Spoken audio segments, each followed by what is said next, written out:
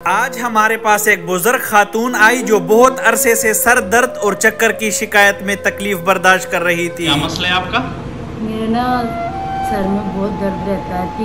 तीन चार दफा ना मैं बेहोश होकर गिर गई हूँ। इतने पैसे नहीं है मेरे पास कि मैं CT स्कैन करवा सकूँ, तो आपकी मेहरबानी है। कभी कभी तो बेहोशी तक हो जाती थी। उनकी आवाज में एक दर्द छुपा था कि पैसे ना होने की वजह से वो इतने अरसे तक CT स्कैन नहीं करवा सकी और आज उनकी ख्वाहिश पूरी हो रही है। CT स्कैन करते वक्त उनके चेहरे पे उम्मीद और शुक्रिया दोनों नजर आ रहा था, मगर स्कैन के अंदर जो तस्वीर सामने आई उसने सबको खामोश कर दिया। मेडिकल वर्ल्ड में इस तरह के नतीजे को सेरेब्रल इंफार्क्ट या आम जुबान में दिमाग का बड़ा इंफार्क्ट कहा जाता है। ये वही वजह थी जो उनको इतनी तकलीफ दे रही थी।